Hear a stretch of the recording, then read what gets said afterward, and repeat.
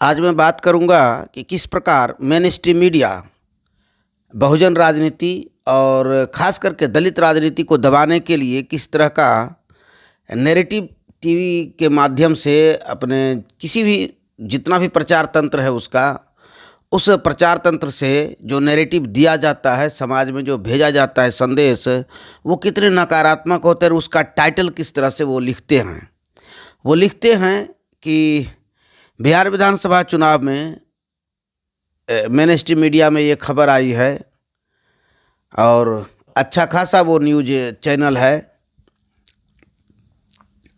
उसने हेडिंग में लिखा है कि 14 सीटें हार गई बहुजन समाज पार्टी के कारण महागठबंधन। अब देखिए, 14 सीटें उनके कारण हार गई, किनके कारण? बीएसपी के कारण। अब जब उसका रिजल्ट, उसके बताने का तौर तरीका देखिएगा तो कहेगा हाँ ठीक हार रहा है उसी के वजह से, लेकिन नहीं, वो बता रहा है कि आरजेडी और बीजेपी भी जो 14 सीटें हैं, सबसे पहले उस पर बात कर लेते हैं। बक्सर, मोहनिया, भभुआ, औरंगाबाद, वजीरगंज, बरेली, जीरादेई, डुमरांव, राजपुर, चैनपुर, करघर, नबीनगर, बख्तियारपुर और रजौली। अभी देखिए कि किसी जगह पर महागठबंधन कैंडिडेट है ही नहीं, फिर भी उसको गिनती किया है। मोहनिया, वहाँ से महागठबंधन का जो था आरजेडी का उम्मीदवार, उसका नामांकन खारिज हो गया था वो। और उसके बाद तेजस्वी यादव ने किसी निर्दलीय नहीं, वो कोई पासवान जी हैं, उनको सपोर्ट कर दिया था, तो उसको ही महागठबंधन का सीट मान लिए और मोहनिया को भी इसने लिख दिया और लिख रहा है 14 सीट पर बीएसपी के वजह से महागठबंधन की हार हो गई।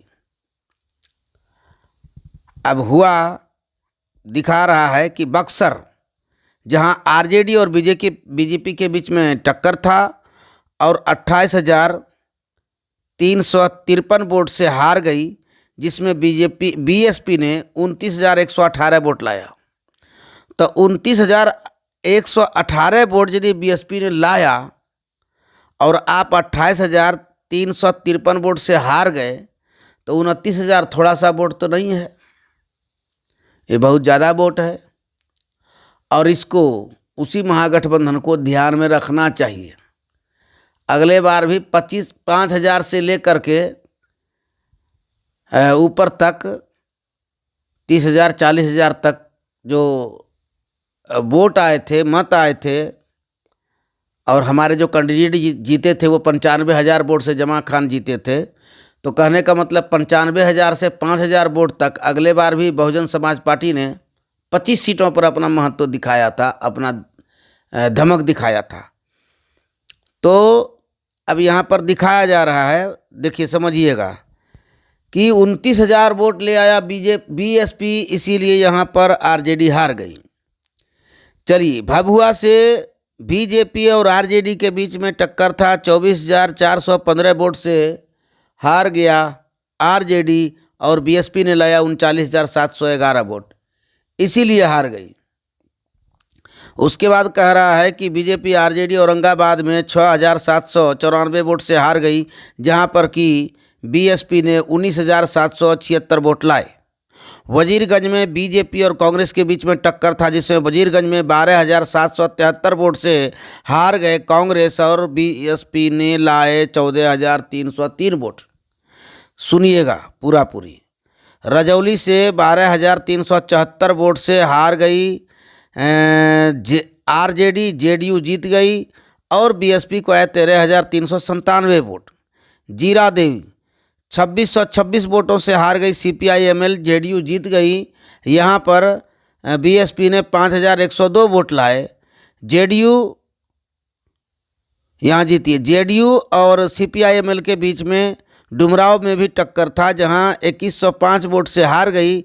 वहीं पर बीएसपी ने 11,127 वोट लाया और इस प्रकार कह रहा है कि वो सीपीआई-एमएल की सीट हार गई और ये जो है सीट जेडीयू की झोली में बीएसपी ने दे दिया। इंडिया गठबंधन से सीट निकाल करके एनडीए गठबंधन में बीएसपी ने दे दिया। समझिए, दे दिया। कितना गलत तरीके से ये प्रचारित करता है। राजपुर में जेडीयू और कांग्रेस थे आमने सामने, 9,126 वोट से हार हुई है। बीएसपी ने यहाँ पर 20,498 वोट लाए। मतलब जितने से ये हारा उसका डबल हम वोट लाए। हमने ये सीट उसको दे दिया। क्या बोल रहा है। चैनपुर में 8,300 वोट 8,362 वोट से हार गए आरजेडी, और बीजेपी यहाँ पर जीती, और बीएसपी को यहाँ आया है 51,200 वोट। अब 51,000 वोट हमको मिलता है, कोई 8,000 वोट से हारता है। 51,000 वोट बीएसपी को आता है। इसका मतलब बीएसपी वहाँ कॉन्टेस्ट में है, ट्रायंगल है वहाँ पर। और तब कह रहा आपके कारण हार गए।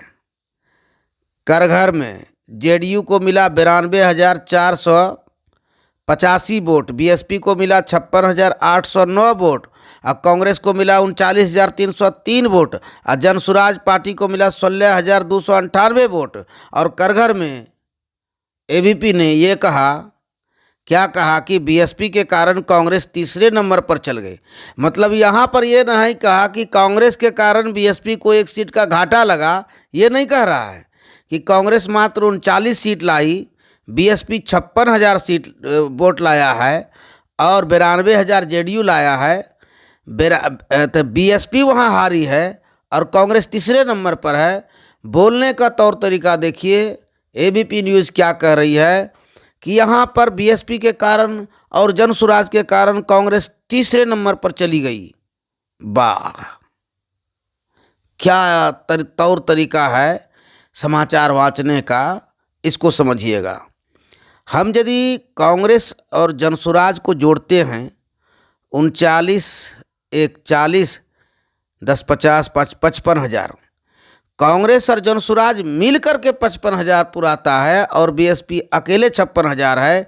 यहाँ करघर में ये नहीं कह रहा है कि कांग्रेस और जनसुराज यदि नहीं लड़ती तो बहुजन समाज पार्टी को भी एक सीट और बढ़ोतरी हो जाता, लेकिन कह रहा है कि बीएसपी के लड़ने से कांग्रेस न केवल दूसरे पर रही बल्कि तीसरे स्थान पर चली गई। वाह, क्या स्टाइल है समाचार को परोसने का, दिखाने का। और मोहनिया सीट में दिखा रहे हैं कि यदि यहाँ पर ओम प्रकाश दीवाना नहीं चुनाव लड़ते तो वहाँ पर महागठबंधन का सीट मिलता, और महागठबंधन के सीट को जो है डेंट लगा दिया है ओम प्रकाश दीवाना ने। जबकि पता हो मोहनिया में 2 राजनीतिक दलों का पर्चा जो नामांकन पत्र दाखिल किया था वो अवैध हो गया जन्म प्रमाण पत्र के आधार पर। एक तो कामना जगन्नाथ थी एएसपी से, और दूसरा आरजेडी से थी। तो आरजेडी से जो थी उनका भी पर्चा रद्द हो गया, नामांकन रद्द हो गया, और एएसपी का भी नामांकन रद्द हो गया इसी मोहनिया सीट से। और तब बच गया केवल ओम प्रकाश दीवाना पार्टी के रूप में, और बीजेपी से, बीजेपी का कैंडिडेट और एक ओम प्रकाश दीवाना निर्दलीय थे पासवान जी, जो जिनके पिताजी बीजेपी से सांसद रह चुके हैं, अच्छे पद पर बीजेपी सरकार में रह चुके हैं, मंत्री पद को सुशोभित किए हैं, और एक बार नहीं कई बार वो जीते हैं, उनके पुत्र हैं। और ये निर्दलीय चुनाव लड़ते। ये दरअसल टिकट ये लेना चाहते थे, जरूर चाहते होंगे, पिताजी बीजेपी से उतना बार सांसद रहे हैं। तो आरजेडी से जीता हुआ कैंडिडेट वहाँ मोहनिया में बीजेपी को ज्वाइन कर गई, और जब वह सिटिंग एमएलए है तो टिकट फिर वही ले लिया। अब ये जो बीजेपी में पहले से थे, इनके पिताजी बीजेपी में थे, ये उनके पुत्र थे रवि पासवान, तो ये चाहते थे कि हम भी चुनाव लड़ें, लेकिन टिकट तो वहाँ विनिंग जो सिटिंग एमएलए है उनको मिल गया है। तो ये निर्दलीय चुनाव लड़ रहे थे।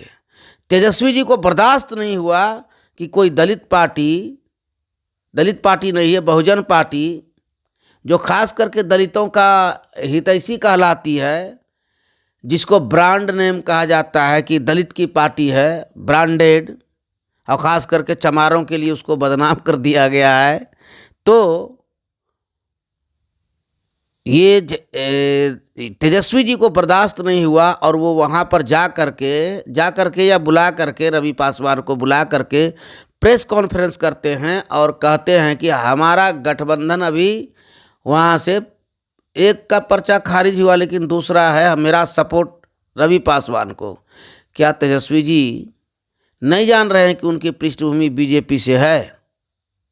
और क्या रवि पासवान अभी के डेट में आपके पार्टी को ज्वाइन कर गए हैं और आपने उसको कहीं का अध्यक्ष बनाया है? क्या बनाया है? थोड़ा ये अभी तो खुलासा कर देते। नहीं, एक तो तेजस्वी जी दूसरे राजनीतिक दलों को हिस्सेदारी देना नहीं चाहते और डराते कि देखो देखो बीजेपी आ जाएगा, हमको वोट करो। जो भी हो, A to Z कोई भी पार्टी हो, जो छोटी छोटी पार्टी है, जो राष्ट्रीय स्तर की है लेकिन इस स्टेट में थोड़ा उस तरह प्रभावशील नहीं है, तो उसको हम गठबंधन में नहीं लेंगे और कहेंगे देखो बीजेपी आ जाएगा, हमको वोट दो। अब पब्लिक के पास ऑप्शन क्या रहेगा? इनके पार्टी में चाणक्य लोग हैं, एक दो गो, जो चाणक्य खेल खेल रहे हैं और घर परिवार भी उनका बिखरा दिए हैं। आज ही किडनी देने वाली बेटी रोहिणी घर से रोती हुई निकली और बोली कि यहाँ तो बोलने पर चप्पल खाए जाएंगे और जो चाणक्य होंगे वो उत्तर देंगे तो बड़ा दिक्कत हो जाएगा। ये बोलने पर, सच्चाई बोलने पर दिक्कत होता है और यहाँ चप्पल से भी मारा जाता है। तो ये समझिएगा बात को। क्या वो जो चाणक्य लोग बैठे हुए हैं वो क्या कर रहे हैं?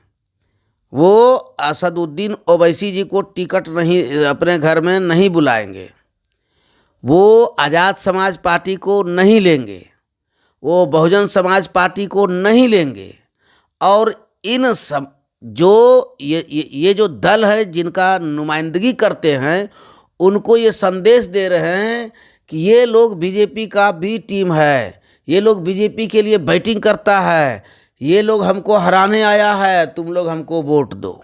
वाह, बहुत अच्छे। और इसी की अगली कड़ी में मेन स्ट्रीम मीडिया काम करती है कि दलित चेतना, दलित राजनीति उभार न ले, तो उसको कहा जा रहा है कि इसके कारण महागठबंधन हार गई। तो मैंने डायरेक्ट नहीं बोलेंगे कि ये बीजेपी की बी टीम है, लेकिन ये कहेंगे कि इसके कारण हार गई। आप लोग इस संदर्भ में क्या सोचते हैं कमेंट में ज़रूर बताइएगा और इस तरह का मेन स्ट्रीम मीडिया को बेनकाब करने में हमें सपोर्ट कीजिए।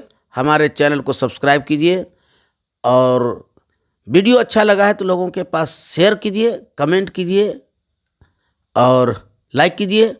कमेंट कीजिए क्या जो मैं बता रहा हूँ ये सही है या नहीं है, क्या मैं गलत हूँ या एबीपी न्यूज़ गलत है, या लोगों के सोचने का तौर तरीका कुछ और ही होना चाहिए। कुछ भी है, आप क्या समझते हैं? आप अपने समझ समझ का परिचय देते हुए कमेंट में ज़रूर लिखेंगे। आपके कमेंट का हम इंतज़ार करते हैं। मिलेंगे अगले वीडियो में और फिर किसी मुद्दे पर बात करेंगे। तब तक के लिए लेता हूँ आप लोगों के बीच से विदा। नमस्कार।